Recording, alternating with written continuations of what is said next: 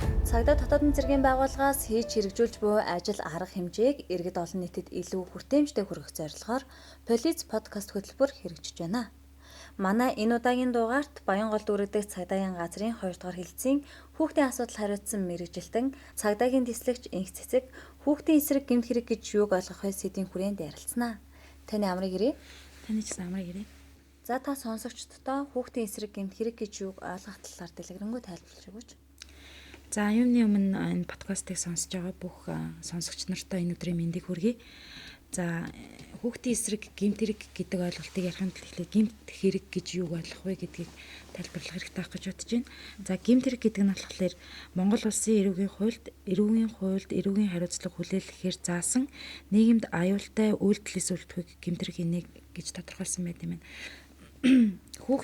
Хүүхдийн хүсэл зоригийн одоо бие мах бодийн эсвэл бэлгийн эрх чөлөөнийх нь эсрэг үйлдэж байгаа үйлдэлээс үлдэхүйг одоо үйлдэж байгаа үйлдэлийг одоо хүүхдийн эсрэг гэмт хэрэг гэж ойлгож болно. Эрүүгийн тодруулж хэлэх юм бол эрүүгийн хуулийн 16 дугаар зүйл тодорхой зааж өгсөн байгаа.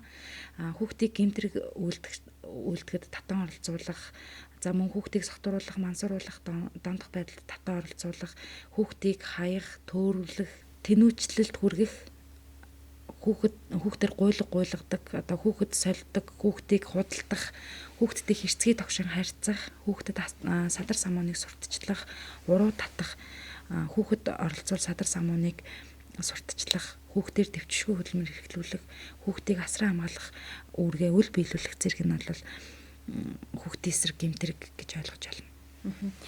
Дээрх төрлийн гэмт хэрэгт ихэвчлэн хэдээс хэдэн насны хүүхдүүд хохирох холбогдох тохиолдол байдаг вэ? За улсын хэмжээнд 2021 оны эхний 2 сарын байдлаар 43 хүүхэд гэмтэрэгт холбогдсон шалгагдсан бөгөөд за холбогдогчдын 3 буюу 7% нь эмэгтэй, 40 буюу 93% нь эрэгтэй хүүхэд эзэлж байна. За үүнийг насных нь ангиллаар аваад үзэх юм бол 60-аас дээш хувь нь бол 16-аас 17 настай буюу эрэгтэй хүүхдүүд эзэлж байна гэж харагдаж байна. Хүүхэд гэмт хэрэг зөрчил өртөж хохирохгүй байхад эцэг их асран хамгаалагч нарын үүрэг оролцоо маш чухал байдаг. Гэр бүл хүүхдийн хүмүүжилд хэрхэн нөлөөлдөг вэ? За хүн аливаа нөлөөллийг бол 6 м2-ээр мэдэрдэг бөгөөд хүүхэд бол ертөнцийг нүд, чих, сэтгэлээрээ илүү тусгадаг. За насанд хүрэгчид хүрээлэн байгаа орчин өдөр тутмын амьдралын үйл явдлаасаа 50-60% нь тусгаж хэрэгтэйг нь авч хэрэггүйг нь орхиж байдаг бол хүүхэд хүрээлэн байгаа орчны өдөр тутмын амьдралын үйл явдлыг 100%-аар тусгаж дагаж дуурайдаг байна. За хэрвээ хүүхэд одоо үргэлж шүүмжлүүлдэг бол бусдыг одоо шүүмжлэж буруутгаж сурдаг. За хүүхэд хүлээцтэй хандаж хүмүүжүүлсэн бол төвчээртэй байдлыг сурдаг ч юм уу тий. За хэрэг хүүхэд үргэлж ичиж зовж хүмүүжсэн бол өөрийгөө одоо буруутгаж сурдаг. Хэрвээ хүүхэд одоо дэмжиж урам зориг өгдөг тийм гэр бүл төссөн байх юм бол өөртөө итгэх итгэлтэй байж сурдаг ч гэдэм юм. Иймэрхүү байдлаар хүүхдэд одоо гэр бүлээс авах одоо хүмүүжил маш чухал байдаг. Тэгэхээр эцэг эхчүүд маань хүүхдтэйгээ харилцахдаа одоо хүүхдээ өсгөж хүмүүжүүлэхдээ өдөр тутмынхаа үйл ажиллагаанд одоо маш сайн хяналттай байх хэрэгтэй байна гэж хэлмээр байна. Цагдаагийн байгууллагаас гэмт хэрэг зөрчлөөс урьдчилан сэргийлэх зорилгоор багагүй ажил арга хэмжээ зохион байгуулж байгаа. Хүүхдийн эсрэг гэмт хэрэгээс урьдчилан сэргийлэх зорилгоор ямар ажил арга хэмжээг хэрэгжүүлэн ажиллаж байна вэ?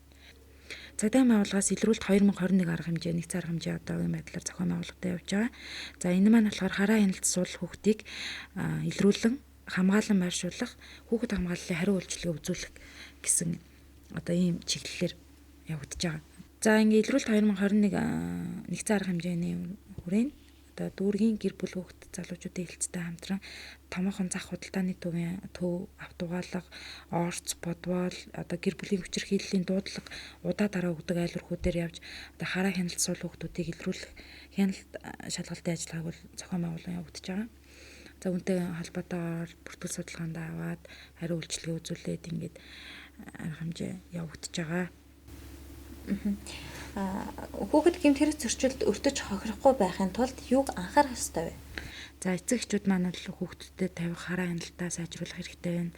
За хүүхдүүд бол эцэг эхийн хараа хяналт сул байгаагаас нэг гэмт хэрэг үлдэх шалтгаан нөхцөл болж байна. Сургууль завсарсан бол бас гэмтрэг үйлдэх шалтгаан нөхцөл болж юм. За бусдын нөлөөнд автах зэргээр бол ерөнхийдөө гэмтрэг зөрчил холбогдох тохиолдол зөндөө бүртгэж байна.